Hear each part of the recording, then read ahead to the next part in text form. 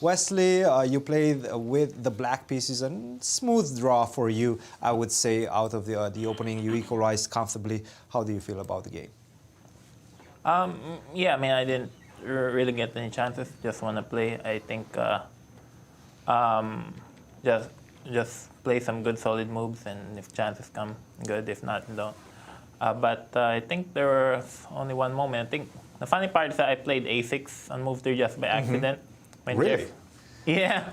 I mean, we know knight f6 is probably the main move, right? And then Jeffrey told me after a game, after knight f6, he was going to play queen a4 check. Queen a4 check, okay. So now if like Lenier has some games with knight c6, but Magnus won a game here recently against Levon. And if c6, queen takes c4, you transpose to the slab, which Jeffrey played in the first game. So You did not want to see this on the board. No, I just played a6 by accident. I had no idea I was going to play queen a4. So the funny part is now I think if white plays e4, then b5 is okay for black. So maybe a6 is slightly more accurate move order.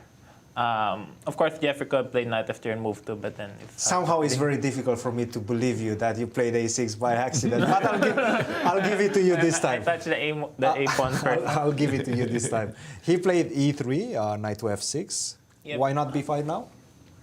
Oh, b5 is also a line, but I think white is slightly better after a4, bishop b7, b3. b3, got it. e6 takes, bc, bishop c4. And somehow it seems very drawish, but bishop on b7 is slightly vulnerable after knight bd2, rook b1. Knight b2, rook b1, attack the bishop on b7. But Cool. I made some draws with white and black before many years ago like this, but somehow modern engines don't like. Well, and then the other critical part, I guess, there are not so many critical parts. Like he played b3 before against me in the Speed Chess Championship. So takes on move 13. So you guys already played this position before? Yeah, instead of a4, he played knight to f3. Okay. I think he's played this a few times. Yeah, in fact. How did you play respond again in that game? Played the bishop. Bishop d6? Oh no, actually it was a blitz game, and I blundered with rook d8. Like I played rook d8 here. Knight to e5. e5, Queen e8. queen d6. Queen to d6. Oh, so the game is not here, huh? It doesn't seem like it. Oh, I think he played bishop f3, knight d5, and then he played knight takes f7. Such a funny game, huh?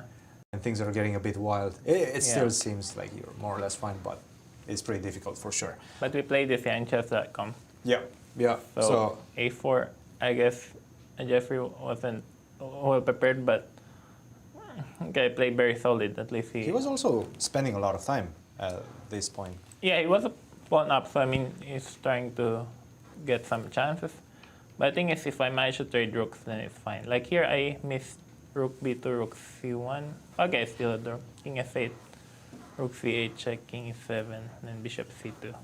But still hard to imagine how white can win this. Yeah, and it seems like Position. bishop h4, try to keep contact with the pawn on f2, and then the bishop cannot move, the pawn cannot jump forward. So The thing seems is, to be still very close. The thing is, I lost this position with black recently online, but the f pawn is on g3, not on f3. Got it. Got So it. I lost that. Very similar endgame, so I learned some. Some important lessons, yeah? But with the double f pawns, it's much easier to make a draw. Because you have the avenue for this bishop h4 to attack the pawn on f2, or what is the reason behind it? Yeah, I mean, white can't advance his kingside pawn, so. Got it. Also, he's always got the, yeah, you're right, weakness on f2, but white can't make progress on the kingside, the double pawns.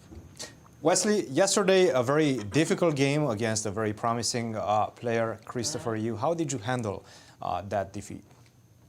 Well, it's my 8th US championship. I'm used to, kind of expected the result because I always lose to teenagers in US championship.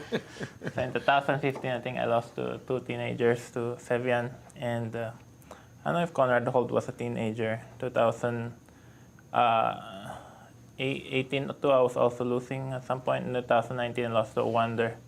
So it happens. I mean, I always lose rating in the US championship, so it's kind of expected. Also this year has 13 games, so the more the merrier. But what is it about like teenagers that you necessarily don't like playing against them? It's their style. What do you feel gives you problems? Yeah, there's more pressure. They have nothing to lose. They just go all out for a win. Like I was very fortunate a bit Sindarob in the Olympiad, but they're very carefree.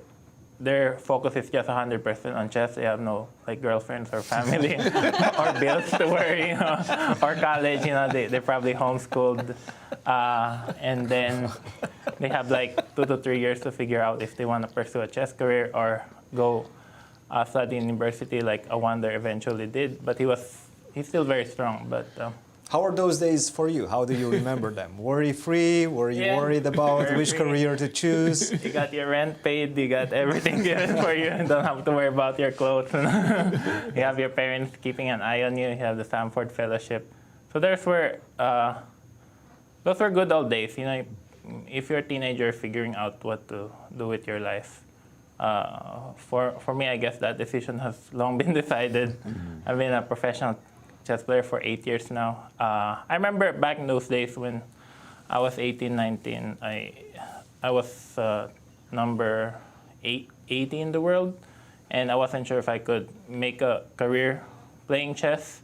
So I went to Webster University for 2.5 years. I didn't even know what to study. I finally ended up studying finance. But then I figured out that whether I graduate or not, I'm gonna try my luck playing chess professionally, and then the Stanford scholarship helped a lot, obviously. But as you get older, there's certain pressure playing against teenagers.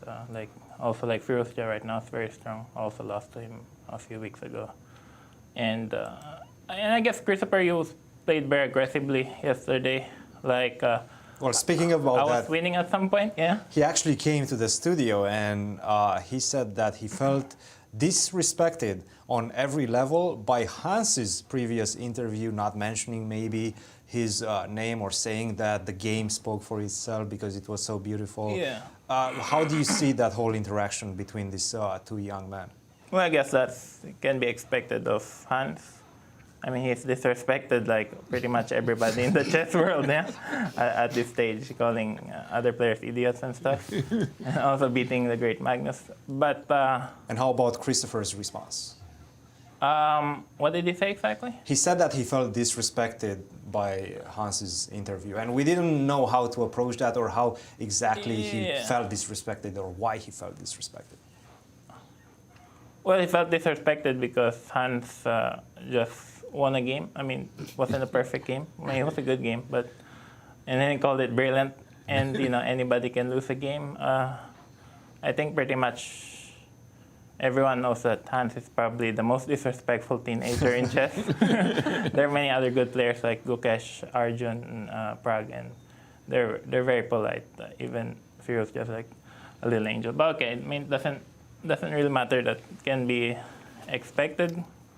But the thing is, like, I noticed Christopher Yu was also trying out new openings here. Like, he never played second move knight c3 before. And, he's just playing for a win every game, just trying to improve.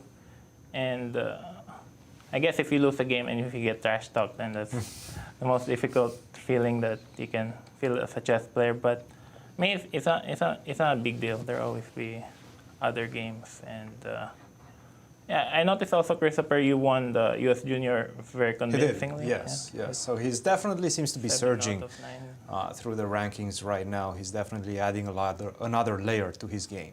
Yeah, certainly. And he kind of reminds me of young Awander Liang or Leroy Feng. So we'll see how it goes. I'm just very grateful that Mishra is not here. I'll probably lose to him too if he was here. More teenagers, more pressure, yeah? Yeah, fortunately now I've played every teenager in the tournament, so I should be, okay. Still 10 rounds to go. Wesley, 11. how did you prepare 10, for you're right, 10. this tournament? 10 for you, still we're in the 11 round. Yeah, I think also one of the problems for me, Levon, Fabi, I think the differing time controls every tournament, also the online tournaments, I think it's very difficult to change your mindset from playing blitz rapid to classical and back.